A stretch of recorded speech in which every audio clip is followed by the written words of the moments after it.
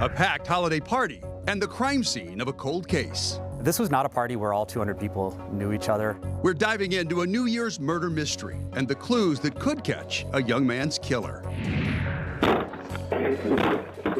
A front porch prank that could get somebody killed. These are crimes that are being committed because people are out thinking it's funny. Local law enforcement is spreading the word of a dangerous trend spreading on social media. There's the spirit of giving, and then there's the spirit of taking. Another woman had a very large skirt and just kept hiding amazing amounts of things under her skirt. It's a toy store theft spree worthy of the Grinch. Tonight in the Spotlight.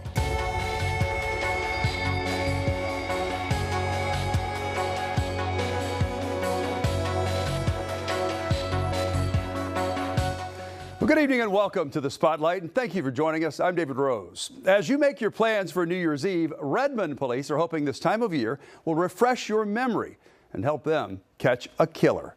January 31st will mark 9 years since 20-year-old Adrian Anguiano was shot and robbed at a party.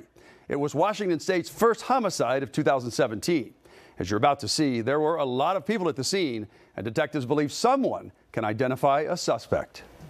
Surveillance video from a cabana at the Trails of Redmond Apartments shows a room packed with people. It was a New Year's Eve party, friends getting together that kind of expanded and got out of hand, I think, farther than the original intent.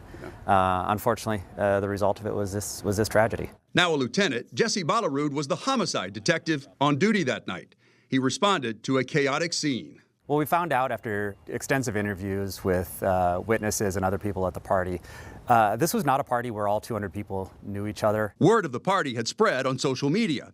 Adrian Anguiano was there with a friend. He was found shot in the neck outside the cabana. His Louis Vuitton backpack had been stolen. You know, the challenge for me as an investigator was initially just identifying everybody there, because by the time police had arrived and started to take control of the scene, most people had left and fled. So it was pouring through surveillance video, it was interviewing the people that I did know, it was trying to extend that out to identifying the people that we had at the party. And we were pretty successful in identifying most everybody there. Unfortunately, the most people there either A, didn't know the victim, any of the witnesses, or were not around when the shooting happened. Still, he believes there are people who were there, who have information that could help solve Adrian's murder. You know, a decade's a long time, and for a lot of people, they can have a change of heart, maybe want to assist in the investigation. At this point, they may remember things that they didn't put together that night or in the following weeks. So really, you know, with that amount of time, it's just a good chance to reevaluate what it is that we have and what it is that other people know. In the years afterwards, Adrian's sister has shared the pain of his sudden loss and her plea for justice. I think that's what's hurting even more, is knowing that person is out and about living the life and my brother's up in heaven.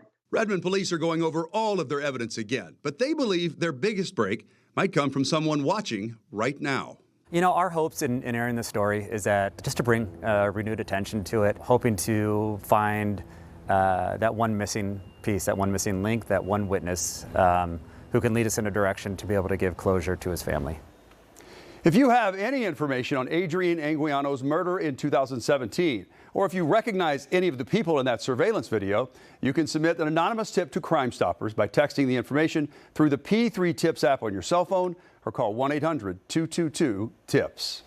Well, tonight there's a $25,000 reward to find this man, Samuel Ramirez Jr. He's wanted for murder after a double deadly shooting in Federal Way in 2023. Federal Way police say Ramirez Jr. shot and killed Katie Dunkey and her best friend Jessica Hoyne, who both worked at the Stars Bar and Grill. A customer was also injured in the shooting. According to the FBI, who was offering the reward, Ramirez Jr. took off to Arizona after the shooting and was later driven to Tijuana by his parents. Prosecutors in King County issued an arrest warrant for Ramirez Jr., and there's also a federal warrant out for him. So here's another look. Police say he has ties to Lake Havasu City, Arizona, Compton, California, Las Vegas, and Jalisco and Sinaloa in Mexico. He has tattoos on several parts of his body, including the face of a lion on his right wrist and forearm. Ramirez is considered armed and dangerous. If you have any information on his location, no matter where it is, please contact your local FBI office. Tonight, video showing thieves caught on camera live as they tried to break into a storage unit in Shoreline. Thanks to a detailed play-by-play description of the crime and the quick actions of King County Sheriff's deputies assigned to Shoreline Police, both suspects were caught as they tried to escape. I believe there's a theft in process on the first floor on the door that faces Aurora. You can see people in there. They are fully masked like ninja. As two suspects tried to drill their way into a unit, the manager of West Coast Storage on Aurora Avenue North told a 911 operator that he was watching a burglary in progress. How many people do you see? 2. They were trying to break into the unit to steal electronics and firearms. It looks like to me they're trying to drill the lock. They don't know what they're doing. Okay. The suspects were still inside when Shoreline Police got there, but when they spotted the police car, the surveillance camera shows them quickly racing outside. Hey, someone go around back. Someone go around back. Someone go around back. Go around back. Go around back. Hey, Sam's one. They're taking off to the west. 2 males. Black hoodie. Black team. Okay, Yeah, they went over the fence into the U-Haul. Stop. You're under arrest. Police, stop. Sam 2-1. They're hopping fences. They're running. That'd be southbound back towards that main street. 03 behind the U-Haul.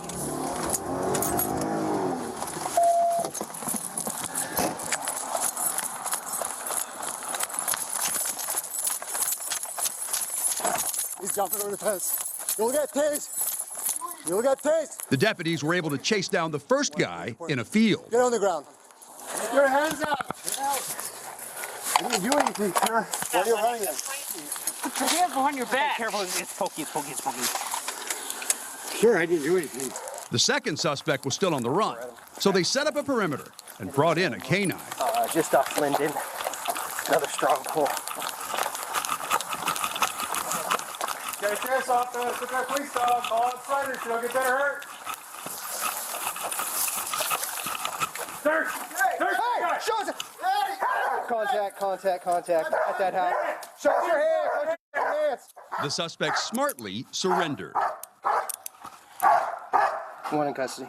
Even after all of that, listen to how polite the deputy is to a very thirsty suspect. Not the hose bit, but the fire, I think, has probably some water we can get for you just a little bit, okay? Deputies found their backpack, and look what was inside.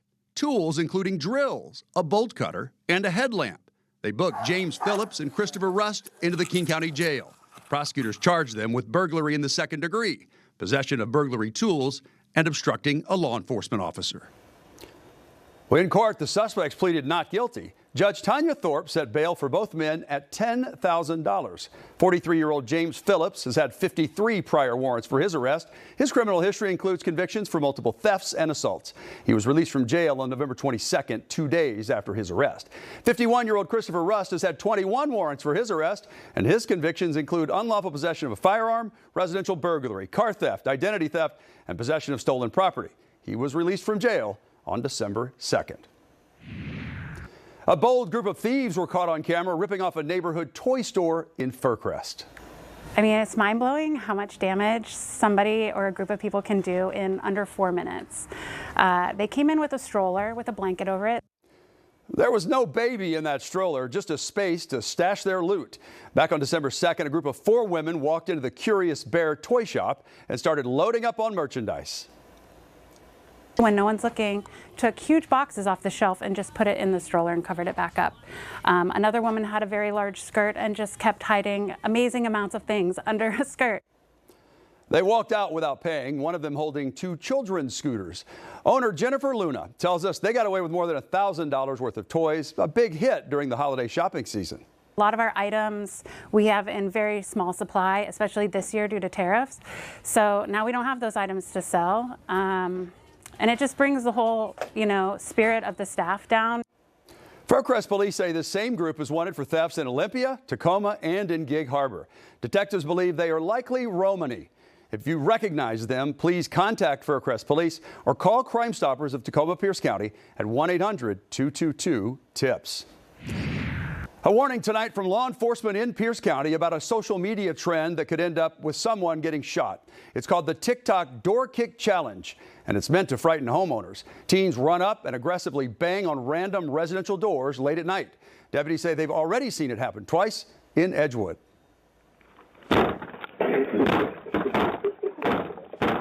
Home surveillance video from November 11th shows 3 suspects kicking and banging on a man's door.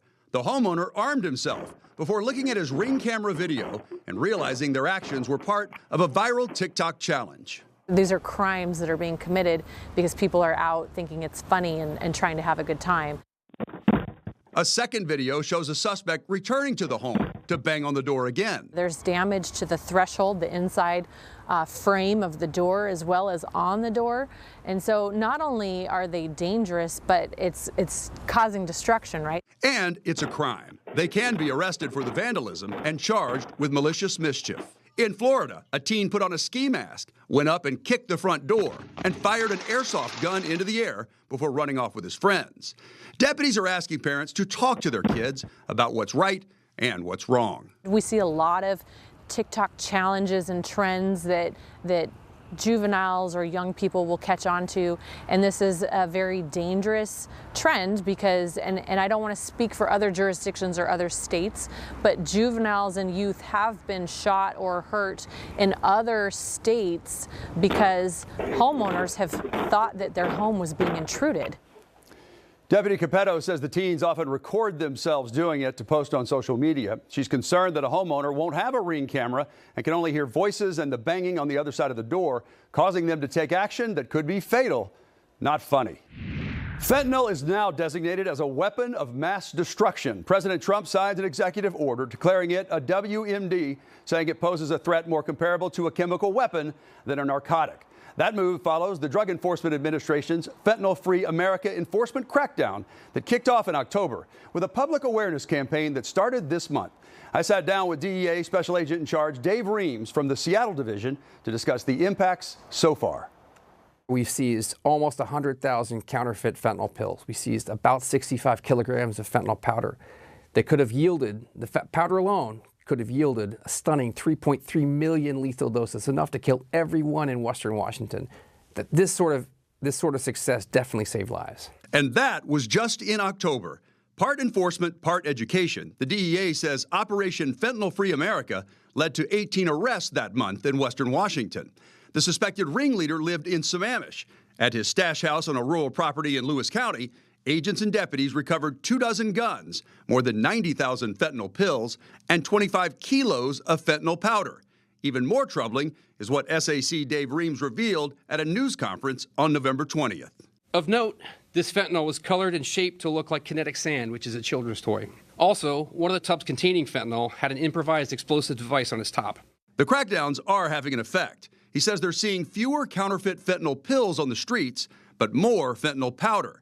Dangerous because dealers are mixing it with other drugs like cocaine, and it's killing people. So where's the powder fentanyl being made then? It's also made in Mexico. So the same pathway that the Chinese chemical companies are sending chemicals to in large amounts to the cartels in Mexico who are making fentanyl in labs in Mexico and then shipping them to the United States.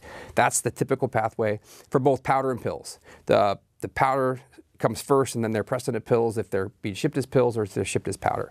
He says one of the most promising impacts of Operation Fentanyl-Free America so far is a big drop in the purity. Right now, the average fentanyl pill, only 29% of them contain a lethal dose. That's down from 76% a couple of years ago. That means fewer deadly overdoses. In King County so far this year, the number of people killed by fentanyl is down for a second year in a row from a high of 1,086 in 2023, now projected at 700 or less this year. As part of the campaign, new billboards are going up, like this one on I-5 north of the Tacoma Dome, encouraging the public to visit dea.gov/fentanylfree. DEA offers a lot of resources on our website, resources where parents of kids of all different ages can go and see, how do I talk to my 5-year-old about fentanyl? How do I talk to my 15-year-old about fentanyl? What can I do to make sure that their online interactions are safe, that the people they're talking to aren't really drug dealers. It's all part of the DEA's plan to attack every aspect of fentanyl production, from the chemical companies who ship it to Mexico to the cartels that create the fentanyl smuggled into the U.S. This is what DEA does. What DEA does is protect the American public from drug traffickers. And fentanyl is the biggest threat in the world right now. Detectives with the Snohomish County Sheriff's Office Major Crimes Unit are making a new push for information on this man's cold case disappearance. It's been just over 9 years since Antonio Neal went missing from Everett. He was last seen at a residence off Cedar Street in Everett on December 12, 2016. Detectives have since learned that Neal was involved in a physical fight the night he disappeared. His car was found in Linwood shortly after he went missing. More than 3 years after the disappearance, a human foot washed ashore on Jetty Island in Everett and was confirmed to be Antonio's. We heard from his mother shortly after that grim discovery.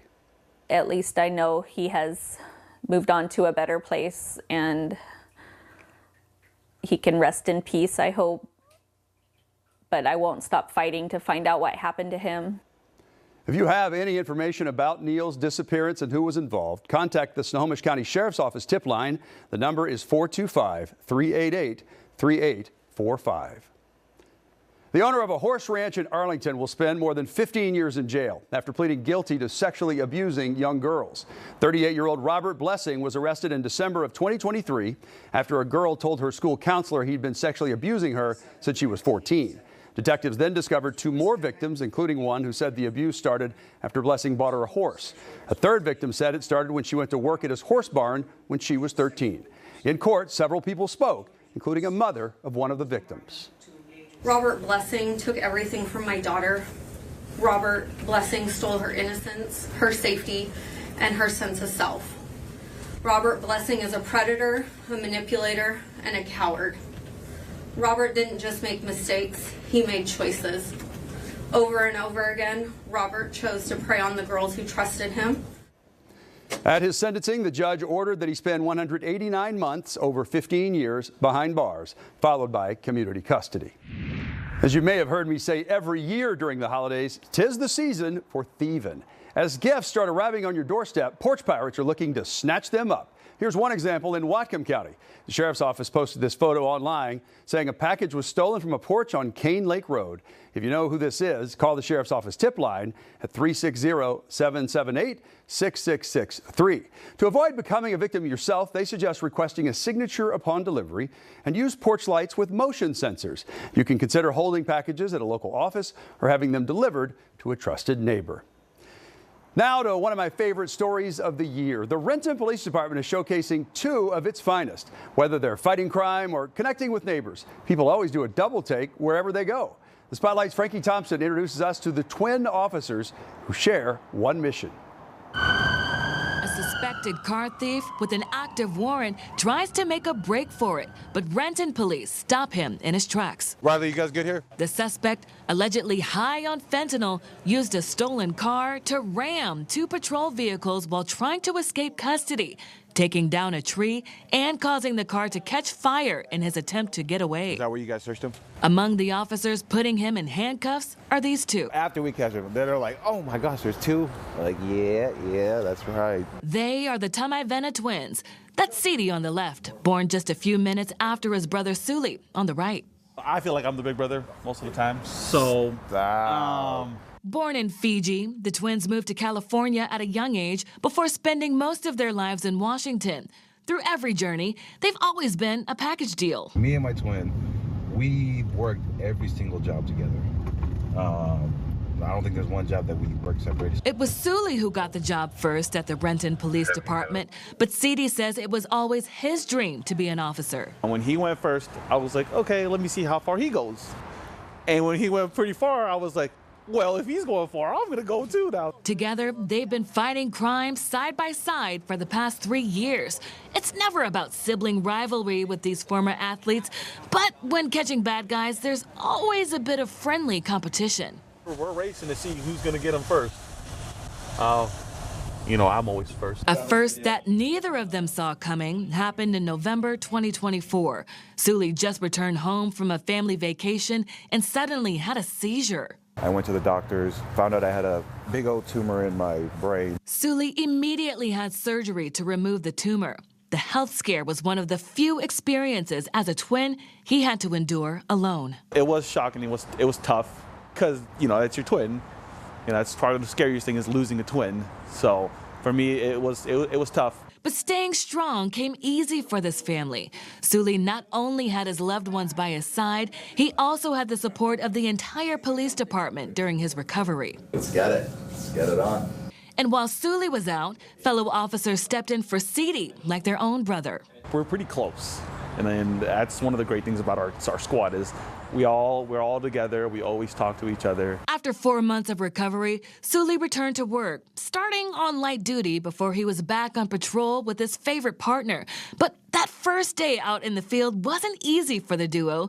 As siblings know sometimes, it's tough to share. It was just hard. We're like, bro, my turn. No, it's my turn. Like, dude, I got to type this. He's like, no, I got to type mine. And then finally the second day, we're like, yeah, bro, I'm getting my own card. I can't drive with you anymore. 2 cars are about the only thing that separates them on the job that they love. Even the community members know when they see one, good for you, man. That's good. They're sure to see the other. It's nothing but smiles because, I mean, we're happy people. We just, we want to help. We want to go out there. I love working. I love being a police officer. I don't see myself going anywhere. I don't think I see yourself going anywhere either. I think you're staying here with me. Okay, yeah. So I think we're here together. Yeah. Together as partners in crime and in life. For the Spotlight, I'm Frankie Thompson. And thank you both for your service. Renton is lucky to have you. That does it for us tonight on the Spotlight. Until next time, I'm David Rose. Please stay safe.